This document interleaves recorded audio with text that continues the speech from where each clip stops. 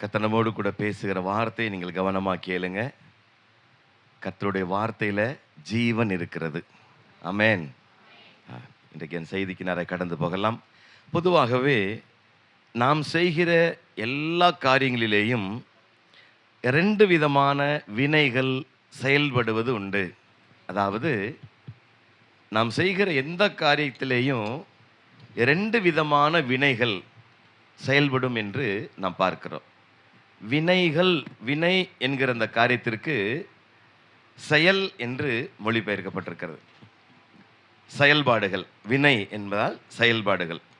அதில் ஒன்று நல்வினை. அப்போ மற்றொன்று என்னவா இருக்கும்? தீவினை.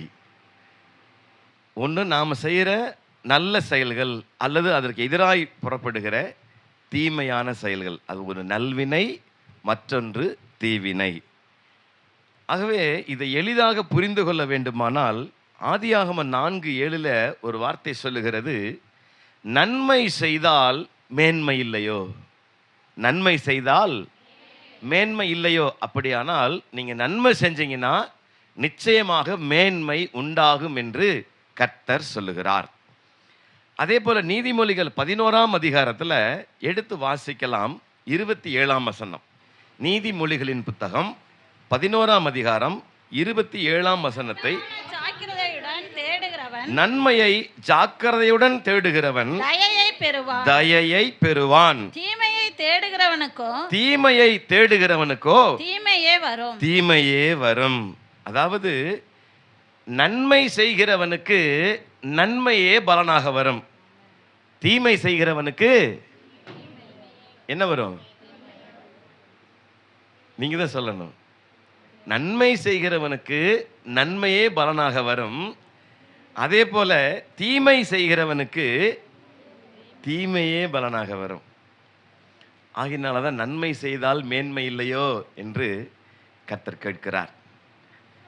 அதுதான் நம் செய்கையின் பலன் என்று சொல்லப்படுகிறது. நாம் செய்யக்கூடிய செயல்களுடைய பலன் அதுதான். நீங்கள் நன்மை செய்தால் உங்களுக்கு நன்மை பலனாக வரும், நீங்கள் தீமை செய்தால் உங்களுக்கு தீமை தான் பலனாக வரும். இதைத்தான் கர்த்தருடைய பரிசுத்த வேதமும் நமக்கு கற்றுக் கொடுக்கிறது. அருமையான கர்த்தருடைய பிள்ளைகளே, அதே போல பல முக்கியமான தருணங்களில் நாம் ஒரு சில தவறுகளை செய்துவிட்டு, தவறான காரியங்களை செய்துவிட்டு அல்லது தீமைகளை செய்துவிட்டு, அடடா நான் தெரியாமல் பண்ணிட்டனே, அடடா நான் அவசரப்பட்டு தெரியாமல் இப்படி செஞ்சிட்டனே என்று சொல்வதுண்டு. நிறைய பேர் அப்படி சொல்லுவாங்க. ஒரு காரியம் நடந்து முடிஞ்சதுக்கப்புறம் அவங்க சொல்லுவாங்க, தெரியாமல் பண்ணிட்டேங்க. உண்மையிலே தெரியாமல் பண்ணியிருப்பாங்க. ஆனால் ஒரு சிலர் செய்யறதெல்லாம் செஞ்சுட்டு அதுக்கு நியாயம் கற்பிப்பாங்க. ஆமாம் நான் தான் செஞ்சேன், என்னப்பா அப்படிம்பாங்க. என்ன ஊர் உலகத்தில் செய்யாதவன் நான் செஞ்சேன் அப்படின்னு அதுக்கு நியாயம் கற்பிப்பாங்க. இவங்க செஞ்சது தவறு, அதை ஒத்துக்கொள்ளாமல் அந்த தவறை நியாயப்படுத்தி சொல்லுவாங்க. இப்பெல்லாம் அப்படித்தாங்க, இப்பெல்லாம் வாலிப பிள்ளை யார் இப்படி இருக்கா, எல்லாம் அப்படித்தான். அப்போ அதுக்கு எல்லாரையும் கணக்காமிச்சு தன் தவறை நியாயப்படுத்தி சொல்வது. ஆனால் கர்த்தருடைய வேதம் சொல்லுகிறது, மறந்துடாதீங்க, நீங்கள் நன்மை செய்தால் தான் நன்மை பலனாக வரும், தீமை செய்தால் தீமை தான் பலனாக வரும். அது மாறவே மாறாது. உலகத்தான் பழமொழி சொல்லுவாங்க, விதை ஒன்று போட்டால் சுரை ஒன்றா முளைக்கும். நீங்கள் என்ன விதைச்சியோ அதுதான் விளையும். நீங்கள் என்ன விதை விதைக்கிறீங்களோ அந்த விதைக்கான பலன் தான் முளைக்கும். அதெல்லாமல் நீங்கள் விதைச்சது ஒன்று அறுக்கிறது வேறையாக இருக்காது. அதனால் நீங்கள் என்ன இன்னைக்கு விதைக்கிறீங்களோ அதைத்தான் அறுவடை செய்வீங்க. நீங்கள் நன்மை செய்தால் உங்களுக்கு நன்மை பலனாக வரும். ஒருவேளை உங்களுடைய தாய் தாப்பமார், உங்களுடைய முன்னோர்கள், உங்களுடைய மூதாதையர்கள் அவங்க ஒரு நல்ல காரியங்களை செய்திருந்தா கர்த்தர் சொல்கிறாரு, அப்படிப்பட்ட சந்ததிகள் தலைமுறைகளுக்கு நான் 1000 தலைமுறைகளை வரைக்கும் இரக்கம் செய்கிற தேவன் என்று கர்த்தர் சொல்லுகிறார். அப்படி நீங்கள் நன்மை செஞ்சுட்டு வந்தீங்கன்னா உங்களுக்கு பின்னாலே நீ வர 1000 தலைமுறைகளுக்கும் கர்த்தர் நன்மை செய்ய வல்லவராக இருக்கிறார். அல்லேலூயா, அல்லேலூயா. அப்போ நீங்கள் என்ன நினைக்கிறீங்க? நானே போயிட்டேன், எனக்கு பின்னால் யார் வரான்னு யாருக்கு தெரியும்? நான் சேர்த்து சம்பாதிச்சு வச்சதை என் பிள்ளை திங்கிறானா, என் பேரன் திங்கிறானா, யார் எவனோ ஆள் தெரியாத தின்ட்டு போவேன் அப்படின்னு நினச்சிட்டு இப்போவே நீங்கள் அதை தப்பு செய்யலாமா? செய்யக்கூடாது. ஒருவேளை உங்களுடைய முன்னோர்கள் பெற்றோர்கள் வைத்திருக்கிற அந்த வைத்து விட்டு போன ஆசீர்வாதம் தான் உங்களை இன்னைக்கு பாதுகாப்பாக நடத்திட்டு இருக்கு. அவர்கள் செய்த தர்மம் இன்னைக்கு உங்க தலையை காத்துக்கிட்டு இருக்கு. அதான் 1000 தலைமுறை வரைக்கும் இரக்கம் செய்கிற தேவன். அது மாத்திரமல்ல, நீங்கள் தீமை செய்தால் அவர் 3ஆம் 4ஆம் தலைமுறை வரைக்கும் விசாரிக்கிற தேவன் என்று வேதம் சொல்லுகிறது. நீங்க துணிகரமா ஒரு பாவம் பண்ணிட்டீங்கன்னா உங்களுக்கு 3வது 4வது தலைமுறை வரைக்கும் கர்த்தர் நியாயம் விசாரிக்கிறவரா இருப்பார். அதுக்கான பதில் நான் பிற்பாடு சொல்றேன். இப்ப சொன்னா பயந்துருவீங்க. அப்போ 3ஆம் 4ஆம் தலைமுறை வரைக்கும் கர்த்தர் விசாரித்தாரானால் எப்படி இருக்குன்னு தெரியுமா? கர்த்தர் நியாயம் விசாரிக்கிறார் அப்படின்னா எப்படி இருக்கும்? நீதி கரெக்டா இருக்கும், நூல் கூட மாறாது. அப்படி நீதி செய்கிறவர் அவர். ஆனால் நீங்க நன்மை செய்தால் நல்லா கவனமா கேளுங்க, 1000 தலைமுறை வரைக்கும் உங்களுக்கு இரக்கம் செய்கிறவராக இருக்கிறார். அல்லேலூயா. அந்த நீதி உங்களை பாதுகாக்கும். நீதி உத்தம மார்க்கத்தானை தற்காக்கும் என்று வேதம் சொல்லுகிறது. கர்த்தருக்கு மகிமை உண்டாகட்டும். உண்மையாகவே தவறு செய்தவர்கள்ல யாரெல்லாம் இன்னைக்கு மன்னிப்பு கேட்குறாங்க? அந்த பழக்கம் மாறியே போயிடுச்சு. ஒரு வயசானவர் நடந்து போயிட்டு இருக்காரு, உங்க வண்டியில் போய் இடிச்சிடறான். ஐயோ ஐயா சாரிங்க மன்னிச்சுக்கங்கய்யா தெரியாமல் பண்ணிட்டேன். எத்தனை பேர் சொல்கிறாங்க, யோ பெருசு ஓரமா போயா. மாறிடுச்சு அப்படியே. என்ன சொல்லி திட்டணுமோ அந்த மாதிரி திட்டிட்டு போயிடுறாங்க. யாராவது நின்று சாரி கேட்டிருக்காங்களா, மன்னிப்பு கேட்டிருக்காங்களா? இடிச்சிட்டு போனால் கூட ஓரம் மன்னிக்க வேண்டியதானே அப்படின்னு தான் சொல்லுவாங்களே வெளிய, தெரியாமல் பட்டங்க மன்னிச்சிடுங்க. இன்னும் ஒரு சில நான் பார்த்துருக்கேனே, தட்டினது ஒருத்தனா இருக்கும், 2 பேருமே மன்னிப்பு கேட்பாங்க. நான் தான் தெரியாமல் போயிட்டேன். அதுதான் மனுஷத்தன்மை. அது இல்லாமல் இப்போ நம்ம போய் எப்படி திட்டுறது, உண்மையாகவே மனசாட்சியில் குத்தப்படணும். நான் செஞ்சது தவறு, நான் தவறு பண்ணிட்டேன் அப்படின்னு மனசாட்சியில் குத்தப்படணும் முதல்ல. அப்படி மனசாட்சியில் குத்தப்பட்டவர்களாய் கர்த்தரிடத்தில் யார் மன்னிப்பு கேட்கிறார்களோ அதைத்தான் கர்த்தராகிய தேவன் மன்னிக்கிறார். மனசாட்சியில் குத்தப்படாமல் நான் செய்தது தவறுன்னு நீங்கள் நினைக்காம ஆண்டவர்கிட்ட மன்னிப்பு கேட்டால் மன்னிப்பு தரமாட்டார். முதல்ல நான் செஞ்சது தப்புன்னு ஒத்துக்கிறேன். முதல்ல இந்திய தண்டனை சட்டம் கூட சொல்லுது, தவறை ஒத்துக்கொள்ளுகிறவனுக்கு தண்டனை குறைவு. நான் தான் தப்பு பண்ணிட்டேன்னு சொல்லி நீங்கள் தவறை ஒத்துக்கொண்டா தண்டனை குறையும். கர்த்தருக்கு மகிமை உண்டாகட்டும். ஆனால் தவறு செய்ய தூண்டினவனுக்கு தான் அதிக தண்டனைன்னு கர்த்தருடைய வேதமும் சொல்லுது, இந்த இந்திய அரசியல் அமைப்பு சட்டமும் சொல்லுது, இந்திய தண்டனை சட்டத்திலும் சொல்லப்பட்டிருக்கிறது. மத்தேயு சுவிசேஷம் 9ஆம் அதிகாரம் 13ஆம் வசனத்தில் ஒரு வார்த்தையை இயேசு கிறிஸ்து இப்படி சொல்லுகிறார், பலியை அல்ல இரக்கத்தையே நான் விரும்புகிறேன் என்பதின் கருத்து இன்னதென்று நீங்கள் போய் கற்றுக்கொள்ளுங்கள். நீதிமான்களை அல்ல பாவிகளையே மனம் திரும்புவதற்கு அழைக்க வந்தேன் என்று இயேசு சொல்லுகிறார். நீதிமான்களை எல்லாம் வாங்க வாங்கன்னு கூப்பிடுறதுக்காக நான் வரல. யாரெல்லாம் பாவிகளாக இருக்கிறார்களோ அவர்களை மனம் திரும்புவதற்காக அழைக்க நான் வந்தேன். நீதிமான்கள் எல்லாம் வாங்கன்னு சொல்லி கூட்டி போறதுக்கு இயேசுனார் பூமிக்கு வந்தாரா? இல்லை. யார் பாவிகளாக இருந்தார்களோ அவர்களை மீட்டுக் கொள்வதற்காக, அவர்களை ரட்சிப்பின் பாதையில் நடத்துவதற்காக, அவர்களுக்கு ஆசீர்வாதங்கள் தருவதற்காகத்தான் இயேசு கிறிஸ்து பூமிக்கு வர்றார். மனம் திருப்புவதற்காக அழைக்க வந்தேன் என்று கர்த்தராகிய தேவன் சொல்லுகிறார். லூக்கா 15ஆம் அதிகாரம் அதில் 7ஆம் வசனமும் 10ஆம் வசனமும் இப்படி சொல்லுகிறது. அதில் 10 மட்டும் வாசிங்க, 7 பிற்பாடு வாசிக்கலாம். அதுபோல மனம் திரும்புகிற ஒரே பாவியின் நிமித்தம் தேவனுடைய தூதருக்கு முன்பாக சந்தோஷம் உண்டாயிருக்கிறது என்று உங்களுக்கு சொல்லுகிறேன் என்றார். நாம் ஏற்கனவே பார்த்தது போல மனிதன் செய்த இந்த காரியத்திற்கு ஏற்ற எதிர்வினை நடக்க வேண்டும். ஒரு மனுஷன் நன்மை செய்தால் நன்மை வரணும், தீமை செய்தால் தீமை வரணும். இது கடைசி வரைக்கும் இந்த மறக்காதீங்க. இந்த வார்த்தையின்படி ஒரு மனுஷன் தீமை செய்தால் அவனுக்கு பலன் என்ன வரணும்? ஆனால் கர்த்தருடைய வார்த்தை என்ன சொல்லுது? நான் மனம் திரும்புகிற பாவியை நான் மனம் திருப்பி அவர்களுக்கு ரட்சிப்பை தர்றேங்கிறாரு. தீமை செய்தவனை நான் நல்லவனா மாத்துறேங்கிறாரு. தீமை செய்தவனுக்கு நான் நன்மை செய்கிறேங்கிறாரு. அப்போ எதிர்வினை அப்படியே மாறுகிறது பாருங்க. நீங்கள் தீமை செய்தால் உங்களுக்கு என்ன பலன் கிடைக்கணும்? ஆனால் நன்மை வரப்போகுதே, அந்த நன்மையை கொண்டு வருவதற்காகத்தான் இயேசுவே பூமிக்கு வந்தார். அல்லேலூயா. நீங்கள் செய்த தீமையை நன்மையாக மாற்றுவதற்காகத்தான் இயேசு பூமிக்கு வந்தார். யாராலையும் மாற்ற முடியாது. நீங்கள் தீமை, சட்டம் என்ன சொல்லுது? தீமை செஞ்சால் தீமை தான் பலனாக வரும், இதான் சட்டம். ஆனால் சட்டத்தை கர்த்தர் மாற்றுகிறார்.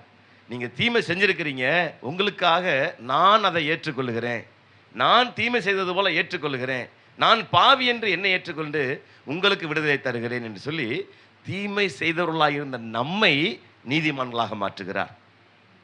தீமையாக இருந்த நம்முடைய வாழ்க்கையை நன்மையாக மாற்றுகிறார் இயேசு. அதைத்தான் அருமையான கர்த்தருடைய பிள்ளைகளே, கர்த்தருடைய வேத வார்த்தை நமக்கு இப்படி கற்றுக் கொடுக்கிறது. அதற்கு ஒரு முன்னடையாளத்தை நான் பார்த்து நான் செய்திக்கு நிறைய கடந்து போகலாம். யோசேப்பை குறித்து நான் ஏற்கனவே ஒரு முன்னோட்டத்தை நான் உங்களுக்கு சொல்லியிருக்கிறேன். ஆதியாகமத்தின் புத்தகம் 50ஆம் அதிகாரம் 20ஆம் வசனத்தை மட்டும் வாசிங்கன்னா யோசேப்போட வாழ்க்கை சரித்திரம் போற உங்களுக்கு தெரிஞ்சிடும். ஆதியாகமம் 50ஆம் அதிகாரம் 20ஆம் வசனம். நீங்கள் எனக்கு தீமை செய்ய நினைத்தீர்கள்.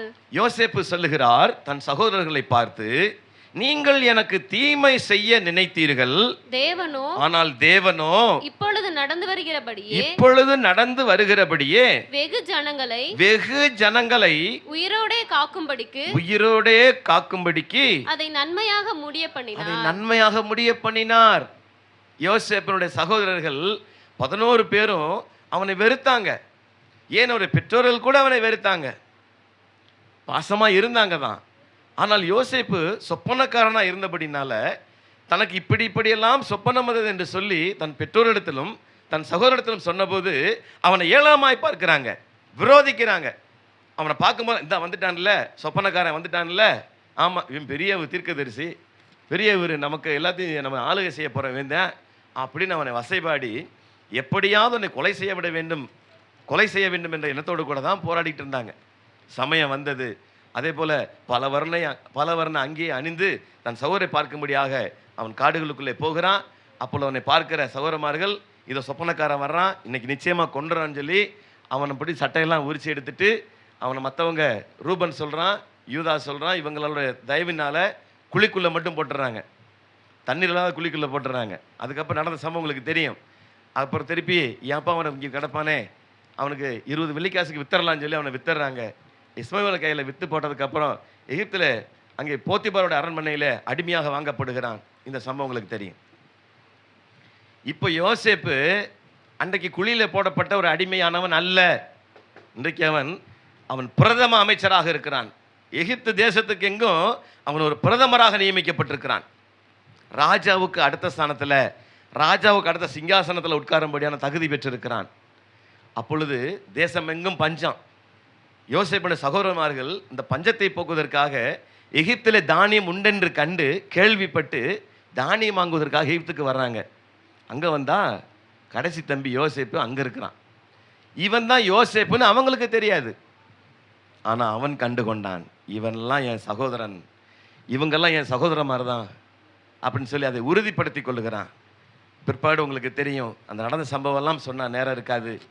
கர்த்தருக்கு மகிமை உண்டாகட்டும். அதை சுருக்கமாக ஆதியாகமம் 50:20 சொல்லியிருக்கிறாரு. நீங்கள் எனக்கு தீமை செய்ய நினைத்தீர்கள், தேவனோ இப்பொழுது நடந்து வருகிறபடியே வெகு ஜனங்களை உயிரோடையே காக்கும்படிக்கு நன்மையாக முடிய பண்ணினார். இவன் தீமைக்கு செஞ்சான், ஆனால் கர்த்தர் நன்மையாக முடிய பண்ணார். என்னை உங்களுக்கு காலத்துக்கு முன்னாலே எகிப்துக்கு அனுப்பி உங்களுக்கெல்லாம் ஜீவன் உண்டாயிருக்கும்படிக்கு ஆகாரத்தை விளைவித்து கொடுக்கக்கூடியவனாக என்னை கர்த்தர் முன்கூட்டியே எனக்கு இங்கே அனுப்பி தந்திருக்கிறார் என்று தன் சகோதரமாருக்கு சொல்லுகிறான். நீங்கள் தீமை செய்ய நினைச்சிங்க, ஆனால் கர்த்தர் நன்மையாக முடிய பண்ணியிருக்கிறார். அல்லேலூயா. இதுதான் கர்த்தர் செய்கிற வேலை. ஆனால் சட்டம் என்ன சொல்லுது? நன்மை செய்தால் நன்மை பலனாக வரும். அப்போ இவன் தீமை செஞ்சாங்களா இல்லையா? எப்படி நன்மையாக மாறுச்சு? அதான் கர்த்தர், அவர் தான் இயேசு. நீங்கள் தீமை செஞ்சாலும் அதை நன்மையாக முடிய பண்ணுகிறவர் கர்த்தர். அல்லேலூயா, அல்லேலூயா. கர்த்தருக்கு மகிமை உண்டாகட்டும். அப்படி என்றால் தீமை செய்த உங்களுக்கு நன்மை உண்டாக வேண்டுமானால் நீங்கள் என்ன செய்ய வேண்டும், அல்லது அதற்கான பிராயச்சித்தம் என்ன? நீங்கள் தீமை செஞ்சிருக்கிறீங்க, ஆண்டவரே எனக்கு ஒரு நன்மை செய்ய மாட்டீங்களா அப்படின்னா நீங்கள் என்ன செய்யணும்னு கர்த்தர் சொல்லி கொடுக்குறார். அதற்கான பிராயச்சித்தம் என்ன என்பதை பார்த்து இன்றைக்கு நாம் இந்த செய்தி பகுதியை நிறைவு செய்ய போகிறோம். கர்த்தருடைய வேதத்தில் ஒரு வார்த்தை நாம் வாசிக்கலாம். லூக்கா 15:7 வாசிங்க. அதுபோல ம், மனந்திரும்ப அவசியமல்லாத ம், 99 நீதிமான்களை குறித்து ஆ, சந்தோஷம் உண்டாயிருக்கிறதை பார்க்கிலும் ம், மனந்திரும்புகிற ஒரே பாவியின் நிமித்தம் ம். பரலோகத்தில் மிகுந்த சந்தோஷம் மனம் திரும்புகிற ஒரே பாவி நிமித்தம் பரலோகத்தில் மிகுந்த சந்தோஷம் உண்டாயிருக்கும் என்று வேதம் சொல்லுகிறது. நீங்கள் செய்ய வேண்டிய பிராயச்சித்தம் என்ன தெரியுமா? மனம் திரும்புங்க. நீங்க செய்ய வேண்டிய பரிகாரம் என்ன தெரியுமா? மனம் திரும்புங்க. நீங்க தீமை செய்தவர்களா இருப்பீர்களானால் கர்த்தருடைய வேதம் சொல்லுகிறது மனம் திரும்புங்க. நீங்கள் மனம் திரும்பினால் மட்டும்தான் தேவன் உங்களுக்கு நன்மை செய்ய முடியும். நீங்கள் மனம் திரும்பி கர்த்தருடைய சமூகத்தில் வருவீர்களானால் அப்பொழுதுதான் கர்த்தர் உங்களுக்கு நன்மை செய்ய முடியும். மனம் திரும்புகிற ஒரே பாவி நிமித்தம் தான் பரலோகத்தில் மிகுந்த சந்தோஷம் உண்டாயிருக்கும். அதுதான் கர்த்தருடைய வேதம் நமக்கு இன்றைக்கு கற்றுக் கொடுத்திருக்கிறது. பாருங்க, எரேமியாவின் புத்தகம் 17ஆம் அதிகாரம் 10ஆம் வசனத்தில் இப்படி சொல்லுகிறது. 9 குறிச்சுக்கங்க, 10 வாசிக்கலாம். எரேமியா 17. கர்த்தராகிய நானே கர்த்தராகிய நானே ஒவ்வொருவனுக்கும் அவனவன் வழிகளுக்கும் அவன் வழிகளுக்கும் செய்கைகளின் பலன்களுக்கும் தக்கதை கொடுக்கும்படிக்கு இருதயத்தை ஆராய்கிறவரும் உள்ளிந்திரியங்களை சோதித்து அறிகிறவருமாய் இருக்கிறேன் என்று கர்த்தருடைய வார்த்தை சொல்லுகிறது. இந்த இடத்துல என்ன சொல்றாருன்னா, ஒவ்வொருவனுக்கும் அவனவன் வழிகளுக்கு தக்கதாக நான் பலனை தருகிற தேவன், அவனவனுடைய செய்கைகளுக்கு தக்க பலனை தருகிற தேவன் என்று கர்த்தர் சொல்லுகிறார். எப்படி நாம் செஞ்ச செயல் அவருக்கு தெரியும் அப்படின்னா, அவர் இருதயங்களை ஆராய்ந்து பார்க்கிறவர். மனுஷனோ முகத்தை பார்க்கிறான், தேவனோ நம்முடைய உள்ளிந்திரியங்களை ஆராய்ந்து அறிகிறவர். நீங்கள் வெளியில் பார்க்கறதுக்கு டிப்டாப்பாக நல்லா இருந்துட்டு ஒன்றும் தப்பே செய்யாத மாதிரி இப்படி வாய் தொடச்சிட்டு போயிடலாம். ஆனால் உள்ளிந்திரியங்களை ஆராய்ந்து அறிகிறவர் கர்த்தர். அதனால தான் அவனுடைய வழிகளுக்கும் அவனுடைய செய்கைகளுக்கும் தக்கதை கொடுக்கும்படிக்கு அவர் உங்களை இருதயங்களை ஆராய்ந்து அறிகிற கர்த்தராக இருக்கிறார் என்று வேதம் சொல்லுகிறது. உண்மையாகவே நீங்கள் தீமை செஞ்சுருந்தீங்கன்னா அது கர்த்தருக்கு தெரியும். நீங்கள் நன்மை செய்தாலும் அவருக்கு தெரியும். ஐயோ நான் அப்படி தவறு செஞ்சிட்டனே அப்படி நீங்கள் மனம் திரும்பினாலும் அவருக்கு தெரியும். நான் தவறு பண்ணிட்டனே அப்படி நீங்கள் மனசாட்சியில் குத்தப்பட்டாலும் அவருக்கு தெரியும். ஏன்? அவர் நம்முடைய உள்ளிந்திரியங்களை ஆராய்ந்து அறிகிற தேவன். நீங்கள் மனசில் என்ன நினைக்கிறீங்கிறத அவருக்கு தெரியும். வாசிக்க வேண்டாம். ஆவிக்குரிய வரங்கள் எத்தனை? ஆவிக்குரிய வரங்கள் எத்தனைமா? ஆவியின் கனிகள் வேற, ஆவிக்குரிய வரங்கள் 7 அல்ல 9. யார் சொன்னது? ஆவிக்குரிய வரங்கள் 9. 1 கொரிந்தியரின் புத்தகம் 12ஆம் அதிகாரத்தில் சொல்லப்பட்டிருக்கிறது. வரங்களிலே வித்தியாசங்கள் உண்டு. இதை நான் செய்திக்கல, உங்களுக்கு கேள்விக்காக கேட்குறேன். 9 வரங்கள் இருக்கிறது. 9 வரங்கள் எத்தனை சொல்லியிருக்கீங்க? என்னென்னு சொல்ல முடியுமா? ஆவின் கனிகள் தெரியும், வரங்கள் இருக்கு. சரி, படிச்சுட்டு வந்து ஆமாம் அடுத்த வாரம் நீங்கள் சொல்கிறீங்க. கர்த்தருக்கு மகிமை உண்டாகட்டும். அதில் அறிவை உணர்த்தக்கூடிய வசனம், ஞானத்தை போதிக்கக்கூடிய வசனம், விசுவாசங்கிறதும் ஒரு வரம், குணமாக்கும் வரங்கள் 4வது, 5வது 1 கொரிந்தியர் 12 எடுத்துட்டீங்களா? அற்புதங்களை செய்கிற சக்தி, தீர்க்க தரிசனம் சொல்லுதல், ஆவிகளை பகுத்தறிதல், பற்பல பாஷைகளை பேசுதல், பாஷைகளை வியாக்கியானம் பண்ணுதல் ஆகியவைகளே 9 வரங்கள் நமக்கு முக்கியம். இதை எதுக்கு சொல்ல வந்தேன்னா, ஆவிகளை பகுத்தறிகிற வரம் நமக்கு வேணும். நீங்கள் ஒருவர் மற்றவரை பார்க்கும்போது ஆவியில் உணர்த்தப்படணும். இவர் நமக்கு நன்மை செய்கிறவராக இருப்பாரா, எனக்கு எதிரியாக இருப்பாரான்னு ஆவிகளை பார்த்தோன்னே பகுத்தறிகிற வரம் உங்களுக்கு வேணும் கண்டிப்பாக. ஏனென்றால் இந்த காலகட்டம் நாம் ஓநாய்கள் கூட்டத்துக்குள்ளே அனுப்பப்பட்டிருக்கிறோம். நம்மலாம் ஆடுகள் ஓநாய்கள் கூட்டத்துக்குள்ளே தான் வாழ்ந்துக்கிட்டு இருக்கிறோம். ஓனாய் என்ன செய்யும் தெரியுமா? ஆட்டுத்தோலை போர்த்திக்கிட்டே வரும். ஆட்டுத்தோலை போர்த்திக்கிட்டு நானும் ஆடு தான், நானும் ஓயனம் தான், நான் ஓஞ்சனம் தான் அப்படின்னு மாயையாக அது உங்களுக்கு முன்பாக வந்து நிற்கும். ஆகா இது நம்ம கூட்டம் தான், நம்ம இனம்தான், நம்ம வர்க்கம்தான் அப்படின்னு ஏமாந்து போயிட்டா கொஞ்சம் தூரம் தனியாக கூட்டி போய் அடித்து சாப்பிட்றோம். அப்படிப்பட்ட கூட்டத்துக்குள்ள நம்ம வாழ்ந்துக்கிட்டு இருக்கிறோம். அதனால யார் எப்படிங்கிறத நீங்கள் கண்டிப்பாக தெரிஞ்சு வச்சுருக்கணும். அப்படிப்பட்ட கூட்டத்துக்குள்ள நீங்கள் இருக்கிறதுனால நான் உங்களுக்கு சொல்கிறேன். கர்த்தருக்கு மகிமை உண்டாகட்டும். ஆகவே அருமையான கர்த்தருடைய பிள்ளைகளே, எரேமியா 17:10 சொல்லுகிறது போல, ஒவ்வொருத்தருடைய இருதயத்தை ஆராய்ந்து உள்ளிந்திரியங்களை சோதித்து அறிகிறவருமா இருக்கிற கர்த்தருக்கு முன்பாக நாம் தப்பவே முடியாது. யோவேல் தீர்க்கதரிசன புத்தகம் எடுத்துக்கொள்ளுங்கள். யோவேல் தீர்க்கதரிசன புத்தகம் 2ஆம் அதிகாரம் 13ஆம் வசனத்தை நாம் வாசிக்கலாம். யோவேல் 2:13. நீங்கள் உங்கள் வஸ்திரங்களை அல்ல, நீங்கள் உங்கள் வஸ்திரங்களை அல்ல, உங்கள் இருதயங்களை கிழித்து, உங்கள் இருதயங்களை கிழித்து உங்கள் தேவனாகிய கர்த்தரிடத்தில் திரும்புங்கள். அல்லேலூயா. உங்கள் வஸ்திரங்களை கிழிச்சிட்டு ஆண்டவர்கிட்ட திரும்பி வராதீங்க, உங்கள் இருதயங்களை கிழிச்சு ஆண்டவர்கிட்ட மனம் திரும்பி வாங்கங்கிறார்.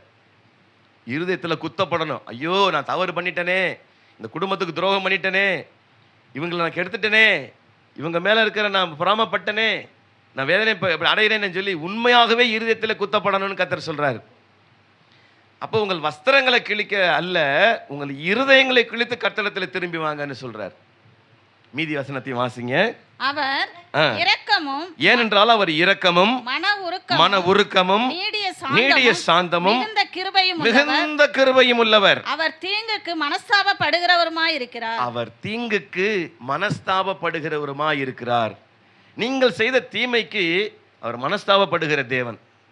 நீங்கள் தீமை செய்துவிட்டு, அநியாயம் செய்துவிட்டு, அக்கிரமம் செய்துவிட்டு, பாவம் செய்துவிட்டு, துணிகரமான மீறுதல் செய்துவிட்டு, நீங்கள் மனதிலே குத்தப்பட்டவர்களாய் ஐயோ நான் தவறு செய்து விட்டேனே என்று நீங்கள் மனங்கசந்து அழுவீர்களானால், மனம் திரும்புவீர்களானால், அந்த தீங்குக்கு மனஸ்தாபப்படுகிற தேவனாய் இருக்கிறார் என்று யோவேல் தீர்க்கதரிசனம் மூலமாக எழுதப்பட்டிருக்கிறது. ஆகையினால தான் லூக்கா 15:7 சொல்லப்பட்ட அந்த வசனத்தை வாசித்தோம். மனம் திரும்புகிற ஒரே பாவி நிமித்தம் பரலோகத்தில் மிகுந்த சந்தோஷம் உண்டாயிருக்கும். ஒரு மிகப்பெரிய கொலை குற்றவாளி 15 கொலைகள் பண்ணியிருக்கிறான், மிகப்பெரிய முரடன். அவன் மனம் திரும்பினா பரலோகத்தில் சந்தோஷம் இருக்குமா இருக்காதா? ஐயோ நான் தெரியாமல் இப்படிலாம் பண்ணிட்டேனே, தெரியாமல் இப்படி செஞ்சுட்டேனே, அப்பாவி பிள்ளைகளை கொலை பண்ணியிருக்கிறேனேன்னு சொல்லி அவன் இருதயத்தில் குத்தப்பட்டு கர்த்தரிடத்தில் மனம் திரும்பி அழுவான்னு சொன்னால், நிச்சயமாக இந்த தீங்குக்கு மனஸ்தாபப்படுகிற கர்த்தர் அவன் இருதயங்களையும் அவன் உள்ளிந்திரியங்களையும் சோதித்தறிகிற கர்த்தராக இருக்கிறபடினால அவனை கர்த்தர் விடுதலையாக்குகிறார். கர்த்தருக்கு மகிமை உண்டாகட்டும். அதே போல் இங்கே வாசிக்கலாம். எடுத்துக்காட்டாக நம்ம நேரம் அதிகம் இல்லை, சீக்கிரம் முடிக்கிறேன். யோனாவின் புத்தகத்தில் ஒரு பழைய ஏற்பாட்டு காலத்தில் நடந்த ஒரு சம்பவம் உங்களுக்கு நான் நினைவுபடுத்துகிறேன். ஒரு சரித்திர நிகழ்வு தெரியும். யோனா புத்தகத்தை பற்றி எல்லாத்துக்குமே தெரியும். அந்த யோனா 1ஆம் அதிகாரம் 2ஆம் வசனத்தை ஒருத்தர் வாசிங்க. நீ எழுந்து மகா நகரமாகிய நினிவேக்கு போய் அதற்கு விரோதமாக பிரசங்கி, அவர்களுடைய அக்கிரமம் என் சமூகத்தில் வந்து எட்டினது என்றார். அதே 3ஆம் அதிகாரம் 2ஆம் வசனமும் அதான் சொல்லுது. அதனால மகா நகரமாகிய நினிவேக்கு நீ போ, அதற்கு விரோதமாக நீ பிரசங்கம் பண்ணு, ஏனென்றால் அவர்களுடைய அக்கிரமம் என் சமூகத்தில் வந்து எட்டினது. கர்த்தர் சொல்றாரு, நீங்க ஒரு ஆள் தப்பு பண்ணாலும், நீங்க ஒருத்தர் அக்கிரமம் செஞ்சாலும் அவர் சமூகத்துக்கு போயிடும். இங்கே நெட்டு கிடைக்கல, அதனால மெயில் போகலை, அந்த பிரச்சனைலாம் கிடையாது. நீங்க இங்கே செய்யறத அங்கிருந்தே பார்ப்பார். அவருடைய 7 கண்களும் இங்கே சுற்றி பார்த்துக்கிட்டே தான் இருக்கும். யார் என்ன செய்கிறாங்க பார்த்துக்கிட்டே தான் இருக்கும். கர்த்தருக்கு மகிமை உண்டாகட்டும். அதனால தான் இந்த நினிவேயின் ஜனங்கள் அவர்கள் செய்கிற அக்கிரமத்தை கர்த்தர் பார்த்து யோனாவை அனுப்புகிறார். நீ இப்போ அந்த தேசத்துக்கு விரோதமாக பிரசங்கம் பண்ணுப்போ. ஏன் தெரியுங்களா? அங்கே அக்கிரமம் பெருகிருச்சு. 3ஆம் வசனம் சொல்லுது. 3ஆம் அதிகாரம் 3ஆம் வசனம். யோனா எழுந்து கர்த்தருடைய வார்த்தையின்படியே நினிவேக்கு போனார். 4 வாசிங்க. யோனா நகரத்தில் பிரவேசித்து ஒரு நாள் பிரயாணம் பண்ணி இன்னும் 40 நாள் உண்டு. இன்னும் 40 நாள் டைம் இருக்கு. அப்பொழுது நினிவே கவிழ்க்கப்பட்டு போம். அந்த 40 நாளைக்கு அப்புறம் இந்த நினிவே பட்டணமானது கவிழ்க்கப்பட்டு போகும் என்று சொல்லுகிறான். 5ஆம் வசனம். அப்பொழுது நினிவேயில் உள்ள ஜனங்கள் தேவனை விசுவாசித்து உபவாசம் செய்யும்படி கூறினார்கள்.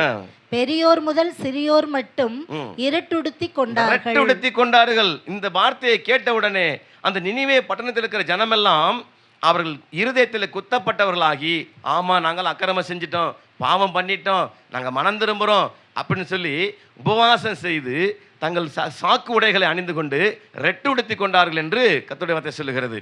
6ஆம் வசனத்துல வாசிக்கிறோம். இந்த செய்தி நினிவேயின் ராஜாவிற்கு இந்த செய்தி நினிவேயின் ராஜாவுக்கு எட்டின போது அவன் தன் சிங்காசனத்தை விட்டு எழுந்து, சிங்காசனங்கிற சும்மா சாதாரணமான சேர் இல்லை, அதுல பலவர்ண அந்த கற்களை கொண்டு பலவிதமான மாடலாக செய்யப்பட்ட விலையுயர்ந்த ஒரு சிங்காசனம், அது மேல உட்கார்ந்து இருக்கிறத அவன் வெறுத்து அதுல இருந்து எந்திரிச்சிடறான். அதுல இருந்து விட்டு எழுந்து தான் உடுத்தி இருந்த உடுப்பை கழற்றி ராஜ வஸ்திரத்தை கலற்றி போட்டு இரட்டை உடுத்தி கொண்டு சாக்குடையை உடுத்தி கொண்டு சாம்பலிலே சாம்பல போய் உட்கார்ந்தான். இதுதான் உண்மையான மனம் திரும்புதல். அவன் இருக்கிற சிங்காசனத்தை வெறுத்தான், தான் போட்டிருக்கிற ராஜ வஸ்திரத்தை வெறுத்தான், தான் சாப்பிட்ற சாப்பாடை வெறுத்தான், ருசியுள்ள போஜனத்தை வெறுத்தான், சாக்குடையில உடுத்தி கொண்டான், சாம்பலவே உட்கார்ந்தான், புழுதியில உட்கார்ந்தான் போய். இதான் உண்மையான மனம் திரும்புதல். கர்த்தர் சொல்லியிருந்தார், என்ன சொன்னாரு? நன்மை செய்கிறவனுக்கு நன்மை பலனாக வரும், தீமை செய்கிறவனுக்கு தீமையே பலனாக வரும். ஆகையினால் அந்த நினிவே ஜனங்கள் தீமை செய்திருக்கிறாங்க, இவங்களுக்கு தீமை தான் வரும். ஏறத்தாழ 40 நாளைக்குள்ள இந்த நினிவே பட்டணம் முற்றிலும் கவிழ்க்கப்பட்டு போகும் அப்படின்னு யோனா மூலமா சொல்லிவிட்டார். கர்த்தர் நியாயமா தான் சொன்னார், சட்டத்தின்படி தான் சொன்னார். ஆனா ஜனங்கள் என்ன பண்ணாங்க? ரெட்டு உடுத்தி சாம்பல்ல உட்காந்து உபவாசம் பண்ணி சாப்பிடாம, அதில் சொல்லியிருக்கு, அதில் மிருக ஜீவன் கூட அதில் சாப்பிடாம கிடந்துச்சான். உபவாசம் வந்து பட்னியாக இருந்து ஆண்டவரேன்னு பார்த்துக்கிட்டு இருந்துச்சான். ஆச்சரியமாக இருக்குது. உங்கள் வீட்டு நாய், பூனை, உங்கள் வீட்டில் இருக்கிற மற்ற மிருக ஜீவன் எல்லாமே பட்டினியாக்கிறது ஆண்டவரேன்னு கூப்பிட்டா அவர் சும்மா இருப்பாரா என்ன?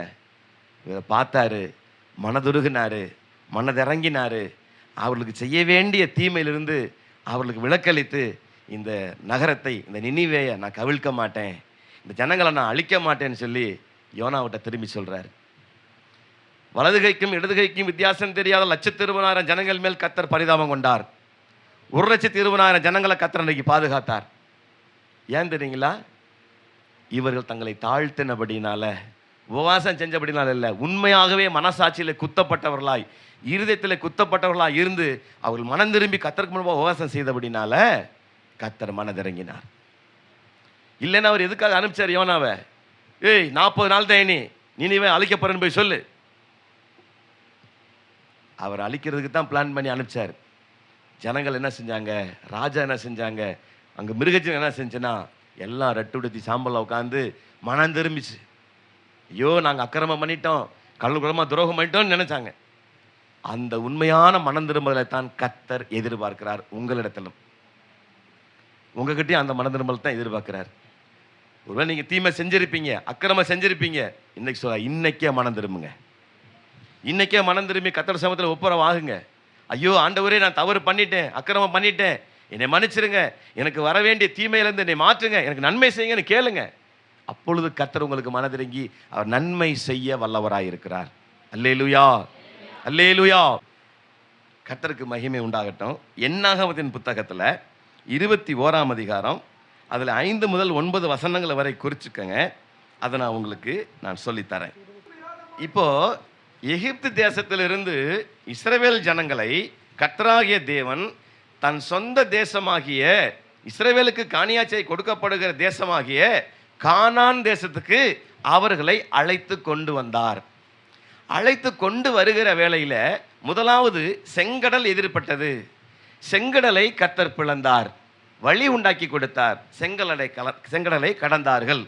அதற்கு பின்பு வனாந்தர வழியாய் புறப்பட்டு போகிற பொழுது அவர்களுக்கு தண்ணீர் தாகம் எடுத்தது. அப்பொழுது கர்த்தர் கன்மலையிலிருந்து, பாறையிலிருந்து தண்ணீர் புறப்பட பண்ணினார். அவர்கள் தண்ணீரை குடித்தார்கள். அதற்கு பிற்பாடு அவர்களுக்கு பசி எடுத்தது. வானத்தின் மன்னாவை புசிக்க கொடுத்தார். அதுக்கப்புறமா இறைச்சி சாப்பிட்டு பலனாச்சுன்னாங்க, அவங்களுக்கு காடை பட்சிகளை கொடுத்தார். இப்படி கர்த்தர் தம்முடைய ஜனங்களை நடத்தி சென்றார் என்பது உங்களுக்கு தெரியும். அதில் தான் 5ஆம் வசனம் சொல்லுது, வாசிங்க. 21:5. ஜனங்கள் தேவனுக்கும் மோசேக்கும் விரோதமாக பேசி, இவர்கள் தேவனுக்கும் மோசேக்கும் விரோதமாக பேசினார்கள். நாங்கள் வனாந்தரத்திலே சாகும்படி, நாங்கள் வனாந்தரத்திலேயே சாகும்படி நீங்கள் எங்களை எகிப்து தேசத்திலிருந்து வர பண்ணினது என்ன? நீங்கள் வனாந்தரத்திலே நாங்களாம் செத்து போகணுங்கிறதுக்காகவா எங்களை எகிப்திலிருந்து கூட்டிட்டு வந்தீங்க அப்படின்னு தேவனுக்கும் மோசேக்கும் விரோதமாக முறுமுறுத்தார்கள். இங்கே அப்பமும் இல்லை, ஆ. தண்ணீரும் இல்லை, ஆ. இந்த அற்பமான உணவு எங்கள் மனதிற்கு வெறுப்பா இருக்கிறது என்றார்கள். என்ன சொன்னாங்க பாரு, ஏப்பா இது எங்களுக்கு வெறுப்பா இருக்குப்பா, இந்த சாப்பாடு இதவே சாப்பிட்டுட்டு இருக்கேன், டெய்லி மண்ணாவைத்தான் தர்றீங்க, இந்த மண்ணாவை சாப்பிட்டு எங்களுக்கு போதும் ஆகிப்போச்சு, இதெல்லாம் எங்களுக்கு மனசுக்கு வெறுப்பா இருக்குது. நாங்கள் சாப்பிட்ட கும்மிட்டிக்காய் என்ன, கத்திரிக்காய் என்ன, உருளைக்கிழங்கு என்ன, சப்பாத்தி என்ன, ஈகத்தில் எங்கே அடிமைத்தனத்தில் அதை நினச்சி பார்த்துட்டு தேவன் பேர்லையும் மோசே பேர்லையும் அவங்க முறுமுறுக்கிறாங்க. இந்த முறுமுறுக்கிற காரியம் கர்த்தருக்கு பிடிக்கல. தேவனுக்கு விரோதமாகவும் மோசேக்கு விரோதமாகவும் முறுமுறுத்து சொல்றாங்க, நாங்கள் எகிப்திலே இருந்திருக்கலாம், வனாந்தரத்தில் சாகடிக்கும்படி எங்களை கூட்டிட்டு வந்தீங்க அப்படின்னு சொல்லி முறுமுறுத்தாங்க. இது கர்த்தருக்கு ஆகாததை கண்டபடினால கொல்லிவாய் சர்ப்பங்களை கர்த்தர் அனுப்பினார். அதனால இஸ்ரவேல் ஜனங்கள் அநேகம் பேர் கடிபட்டார்கள், செத்து போனார்கள். 7ஆம் வசனம் வாசிங்க. அதனால் ஜனங்கள் மோசேயின் இடத்தில் போய், நாங்கள் கர்த்தருக்கும் உமக்கும் விரோதமாக பேசினதினால் பாவம் செய்தோம். பாவம் செய்தோங்கிற உண்மையான மனசாட்சி குத்துது பாருங்க. ஐயோ நிறைய பேர் செத்து விழுகிறான்டா, கடிச்சு பாம்பு கடி செத்து விழுகிறான்னு சொல்லிட்டு மோசேட்ட ஓடுறாங்க. மோசே, நாங்கள் தேவனுக்கு விரோதமா உமக்கு விரோதமா பாவம் செஞ்சிட்டோம், தயவு செய்து இதுக்கு ஏதாவது பரிகாரம் பண்ணுங்க, ஏதாவது பிராயச்சித்தம் பண்ணுங்க. சர்ப்பங்களை எங்களை விட்டு நீங்கும்படி, சர்ப்பங்கள் எங்களை விட்டு நீங்கும்படி கர்த்தரை நோக்கி விண்ணப்பம் பண்ண வேண்டும் என்றார்கள். எங்களுக்காக ஆண்டவர்ட்ட பிரேயர் பண்ணுங்க, இந்த சர்ப்பங்கள் எங்களை விட்டு போகணும், கடிக்க கூடாது, நான் சாவக்கூடாது அப்படின்னு சொல்றாங்க. இதுதான் உண்மையான மனம் திரும்புதல். செத்து விழுகும் போதுதானே மனம் திரும்புறான், கண்ணு முன்னால பாக்குறானே, ஐயோ எதனால சாகுறாங்கன்னா தேவனுக்கு மோசைக்கு விரோதமா பேசுனீங்கல்ல, அதுதான் அதனாலதான் அப்படின்னு சொல்லி புரிஞ்சுக்கிட்டாங்க. நாங்கள் பாவம் செஞ்சிட்டோம், மோசே கடவுள்கிட்ட வேண்டிக்க, நாங்கள் எல்லாம் சாகக்கூடாது, பாம்பெல்லாம் எங்களை விட்டு போயிடணும் அப்படின்னு சொல்லி ஜெபம் பண்ண சொன்னாங்க. மோசே ஜனங்களுக்காக விண்ணப்பம் பண்ணினார். இப்போ மோசே விண்ணப்பம் பண்றார், அப்பா இவங்கெல்லாம் மனம் திரும்பிட்டாங்கப்பா, நாங்கள் செஞ்ச குற்றத்தை ஒத்துக்கிட்டாங்க, நாங்கள் செஞ்ச மீறுதலை ஒத்துக்கிட்டாங்க, மனம் திரும்புறாங்க, தயவு செய்து மன்னிச்சிருங்க அப்படின்னு சொல்லி கேட்கிறார். இப்போ 8ஆம் வசனம் வாசிங்க. அப்பொழுது கர்த்தர் மோசேயை நோக்கி, நீ ஒரு கொள்ளிவாய் சர்ப்பத்தின் உருவத்தை செய்து அதை ஒரு கம்பத்தின் மேல் தூக்கி வை, கடிக்கப்பட்டவன் எவனோ அவன் அதை நோக்கி பார்த்தால் பிழைப்பான் என்றார். போதும், அதுக்கு ஒரு ரெமிடி சொல்றாரு, தீர்வு பிராயச்சித்தம். அதான் பரிகாரம் என்னன்னா, மோசே ஒரு கோல் எடுத்துக்க, ஒரு கம்பை எடுத்து வச்சுட்டு அதில் வெண்கலத்தில் ஒரு சர்ப்பம் செய், வெண்கலத்தில் ஒரு பாம்பு உருவத்தை செஞ்சு அதில் மாட்டி வச்சிரு. யாரெல்லாம் அந்த கொல்லிவாய் சர்ப்பத்தினால கடிக்கப்படுகிறார்களோ அந்த கடிபட்டவன் அந்த வெண்கல சர்ப்பத்தை நோக்கி பார்த்தா பிழைத்து கொள்வான். இவர் மறந்தெல்லாம் போல, அன்னைக்கு எங்கள் லேபு கிடையாது, ஹாஸ்பிட்டல் கிடையாது, டெஸ்ட் பண்ணி இது விஷம் இவ்வளோ ஏறி இருக்குது அப்படின்னுக்கெல்லாம் எதுவும் கிடையாது. ஒரே ஒரு மருத்துவம், கர்த்தர் சொன்ன வார்த்தை, நீ ஒரு பாம்பை மட்டும் மாட்டி வை, ஒரு கோல் எடுத்து மாட்டி வை, அதை பார்க்குறவங்கெல்லாம் பழச்சிக்குவாங்க. இது நல்ல ஒரு மெத்தடாக இருக்குல்ல? ஆமாம், இது நமக்கு பலிக்காது, அவருக்கு தான் பலிக்கும். கர்த்தருக்கு மகிமை உண்டாகட்டும். கர்த்தர் சொல்லுகிறார், அந்த சர்ப்பத்தை பார்த்தவர்கள், வெண்கல சர்ப்பத்தை நோக்கி பார்த்தவர்கள் பிழைத்து கொண்டார்கள். 9ஆம் வசனம் சொல்லுது, அப்படியே மோசே வெண்கல சர்ப்பத்தை உண்டாக்கி அது ஒரு கம்பத்தின் மேல் தூக்கி வைத்தான். சர்ப்பம் ஒருவனை கடித்த போது அவன் அந்த வெண்கல சர்ப்பத்தை நோக்கி பார்த்து பிழைப்பான். கர்த்தருக்கு இதைத்தான் இயேசு கிறிஸ்து தன்னுடைய ஊழிய நாட்களில் அவர் சொல்லுகிறார். நிக்கோதேமு என்கிற ஒரு சொல்லுகிறார். யோவான் சுவிசேஷம் 3ஆம் அதிகாரம் 14 முதல் 19 வரை குறிச்சுக்கங்க, நானே வாசிக்கிறேன். 14ஆம் வசனம் சொல்லுது, சர்ப்பமானது மோசையினால் வனாந்தரத்தில் உயர்த்தப்பட்டது போல மனுஷகுமாரனும் தன்னை விசுவாசிக்கிறவன் எவனோ அவன் கெட்டு போகாதபடி நித்திய ஜீவனை அடையும்படிக்கு உயர்த்தப்பட வேண்டும். தேவன் தம்முடைய ஒரே பேரான குமாரனை விசுவாசிக்கிறவன் எவனோ அவன் கெட்டு போகாமல் நித்திய ஜீவனை அடையும்படிக்கு அவரை தந்தருளி இவ்வளவாய் உலகத்தில் அன்பு கூர்ந்தார். அல்லேலூயா. ஏசப்பா சொல்றாரு, இந்த வார்த்தை எல்லாத்துக்கும் தெரியும். தேவனுக்கும் மோசைக்கும் விரோதமாக பேசின போது வனாந்தரத்தில் கொள்ளிவாய் சர்ப்பங்களை கர்த்தர் அனுப்பி எல்லாரையும் கடிக்கி விட்டு கொலை பண்ணிட்டாரு, எல்லாரும் செத்து போனாங்க, நிறைய பேர் செத்து போனாங்க. அதே போல ஏசப்பா சொல்றாரு, இந்த சர்ப்பமானது எப்படி மோசையினால் வனாந்தரத்தில் உயர்த்தப்பட்டச்சோ அதே போல மனுஷகுமாரனும் இந்த மரத்தில் தொங்க வேண்டும். விஷயம் புரியுதா உங்களுக்கு? ஏசப்பாவே சொல்றாரு, வெண்கல சர்ப்பம் எப்படி மரத்தில் தொங்கினதை பார்த்ததுனே இவங்க செத்து போனவங்க கடிப்பட்டவங்க எல்லாம் பழச்சிக்கிட்டாங்களோ, அதே போல மனுஷகுமாரன் இந்த சிலுவையிலே தொங்கும்போது அவரை நோக்கி பார்த்தவர்கள் எல்லாரும் பிழைத்துக் கொள்வார்கள்னு முன் தீர்க்கதரிசனமா சொல்லியிருக்கிறார். அல்லேலூயா. விஷயம் புரியுதா உங்களுக்கு? ஆமென். இன்னைக்கு டாக்டரோட சிம்பல் என்ன? நம்மத்துல மெடிக்கல் பேர் நிறைய இருக்கீங்க.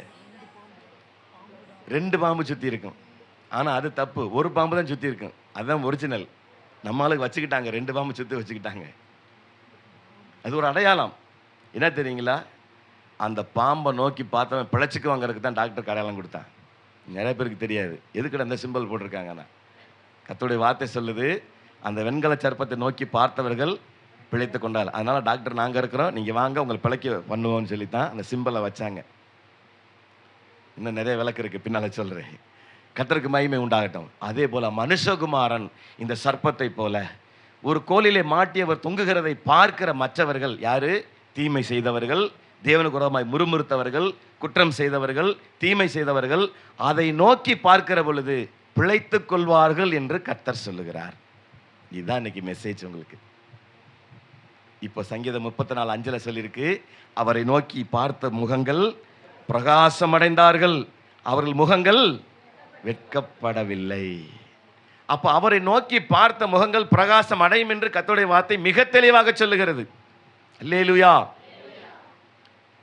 எந்த வெறும் சிலுவையை பார்த்துட்டு இருக்க கூடாது. சிலுவையில் தொங்கின இயேசுவை பார்க்கணும். வெறும் கோலை மட்டும் பார்க்க சொல்லலையே, கோலில் மாட்டிருக்கிற வெண்கல சர்ப்பத்தை பாருன்னு மோசே சொன்னார். கர்த்தர்கிட்ட சொல்லி அனுப்பிச்சது. கர்த்தர் சொல்லி அனுப்பின வார்த்தை, வெண்கல சர்ப்பத்தை யார் நோக்கி பார்க்கிறார்களோ அவர்கள் தான் பிழைப்பார்கள். வெறும் கோலை இல்லை. இப்போ எல்லாம் வெறுஞ்சிலுவையை வச்சிருக்காங்க நிறைய பேர். வெறுஞ்சிலுவையை பார்க்கறது இல்லை, அதில் இருக்கிற இயேசுவை பாருங்க. உங்களுக்காக அடிக்கப்பட்ட, உங்களுக்காக வாதிக்கப்பட்ட, உங்களுக்காக ரத்தம் சிந்தின, உங்களுக்காக ஜீவனை தியாகமாய் கொடுத்த, உங்களுக்காக காயங்களை ஏற்றுக்கொண்ட அந்த இயேசுவை நோக்கி பாருங்கள், அப்பொழுது பிழைப்பீர்கள் என்று கர்த்தருடைய வார்த்தை சொல்லுகிறது.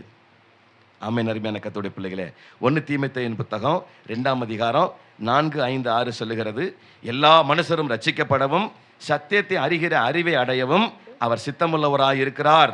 தேவன் ஒருவரே, தேவனுக்கு மனுஷருக்கு மத்தியஸ்தரும் ஒருவரே, எல்லாரையும் மீட்கும் பொருளாக தம்மை ஒப்பு கொடுத்த மனுஷனாகிய கிறிஸ்து இயேசு அவரே. இதற்கு உரிய சாட்சி ஏற்ற காலங்களில் விளங்கி வருகிறது. அவர் ஒருத்தரால தான் ரட்சிப்பு, அவர் ஒருத்தரால தான் உங்களுக்கு மீட்பை கொடுக்க முடியும். நீங்க அவரை மட்டும் நோக்கி பார்த்தா தான் பிழைக்க முடியும். அதுக்கு ஈடா நீங்க வேற எங்க யாரை நோக்கி பார்த்தாலும் பிழைக்க முடியாது. நீங்க எதை பார்த்தாலும் நீங்க பிழைக்க முடியாது. அன்னைக்கு கர்த்தர் கொடுத்த ஒரே ஆப்ஷன் மோசேட்ட சொன்னது, சர்ப்பங்களால எல்லாம் செத்து போறாங்களா, கடிப்பட்டவன் வெண்கல சர்ப்பத்தை நோக்கி பார்க்கணும். ஏசப்பா சொல்றாரு, அன்றைக்கு வனாந்தரத்திலே மோசே சொன்ன அந்த காரியத்தை போல இன்றைக்கு மனுஷகுமாரனும் அவர் கோலிலே உயர்த்தப்பட்டிருக்கிற பொழுது அவரை நோக்கி பார்க்கிறவர்கள் தான் பிழைப்பார்கள்னு சொல்லி பிரமாணம் நமக்கு சொல்லுது. அதனால தான் தீமை செய்தவர்களாக இருந்த நம்மை கர்த்தர் எடுத்து பயன்படுத்தி பண்படுத்தி நமக்கு நன்மையை பலனாக தருகிறார்.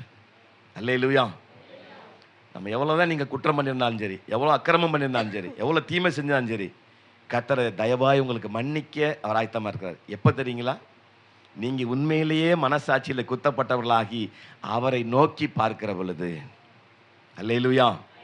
கர்த்தருக்கு மகிமை உண்டாகட்டும்.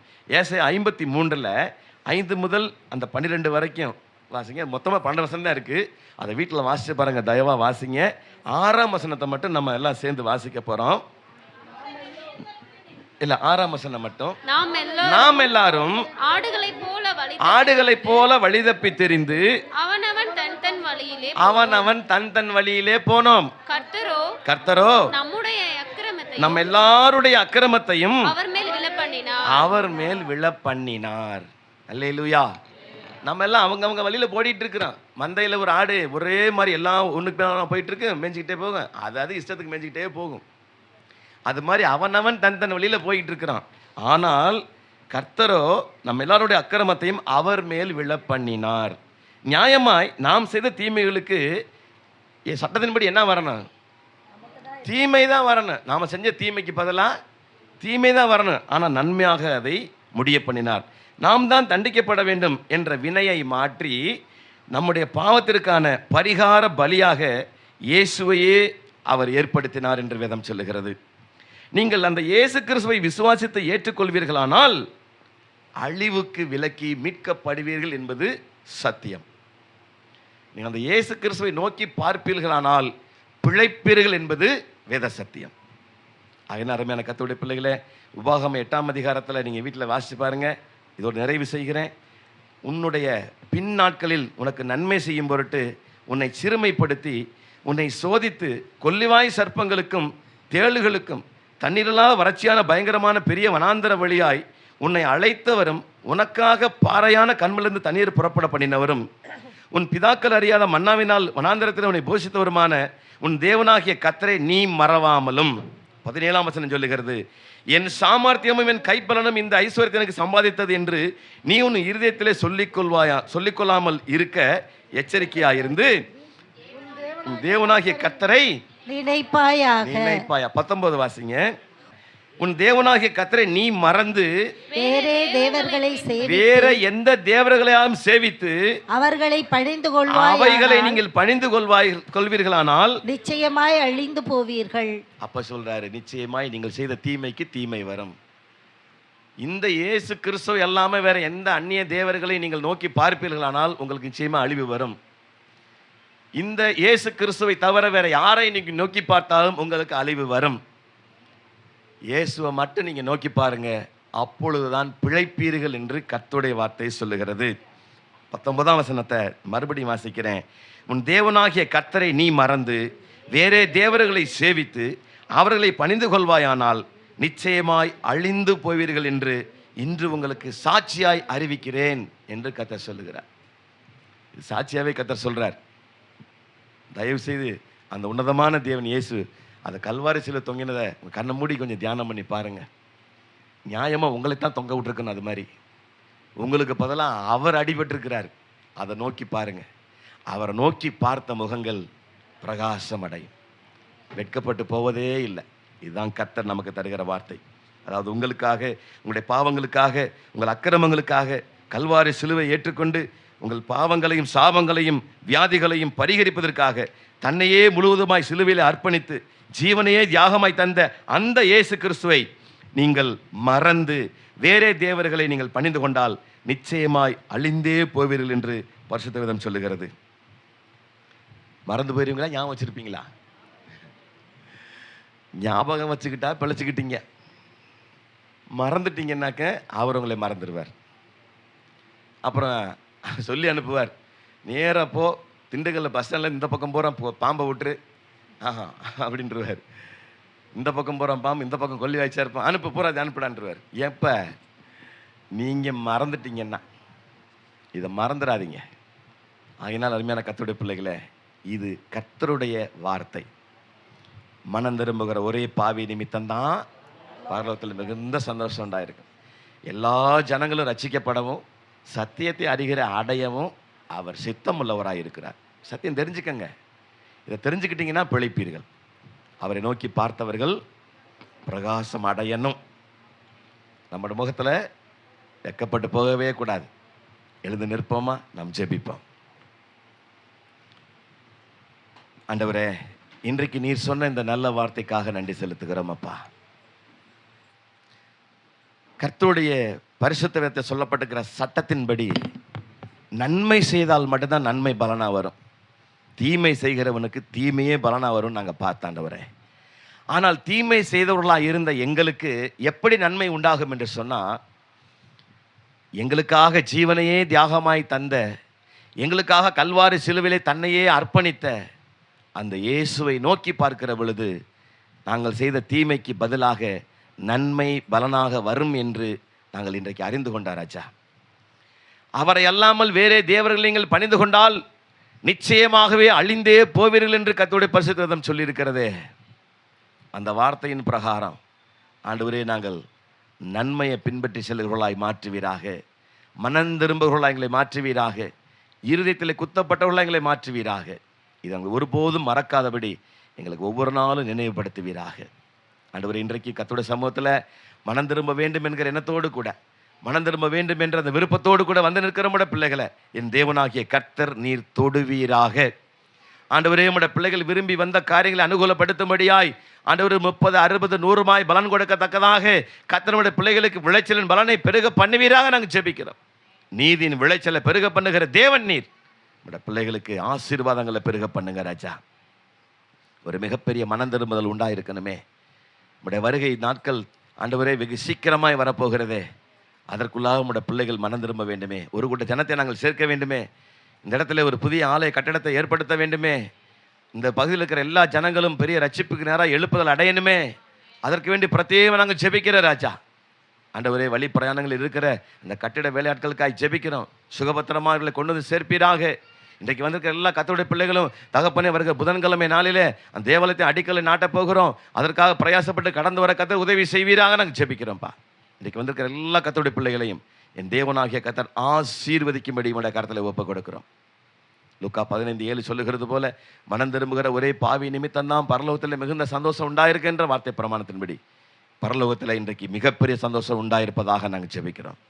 இந்த இடத்துல வந்திருக்கிற எல்லா கர்த்தருடைய பிள்ளைகளையும் நீங்களுக்கு தந்திருக்கிற அதிகாரத்தின்படி பிரமாணத்தின்படி வானத்திற்கும் பூமிக்கும் சர்வலோகத்துக்கும் அதிகாரம் உடையவராக இருக்கிற கர்த்தராகிய இயேசு கிறிஸ்துவின் நாமத்தில் நாங்கள் ஆசீர்வதித்து வேண்டிக் கொள்ளுகிறோம். நீர் ஆசீர்வதியும் கிருபை பாராட்டும். இயேசு நாமத்தில் ஜெபிக்கிறோம் எங்கள் பரலோகத்தின் நல்ல பிதாவே. ஆமேன் ஆமேன். நம்ம எல்லாம் சேர்ந்து சொல்லுவோம். என் ஆத்துமாவே என் முழு உள்ளமே அவருடைய பரிசுத்த நாமத்தை ஸ்தோத்திரி. என் ஆத்துமாவே கர்த்தரை ஸ்தோத்திரி. அவர் செய்த சகல உபகாரங்களையும் மறவாதே. ஆமேன்.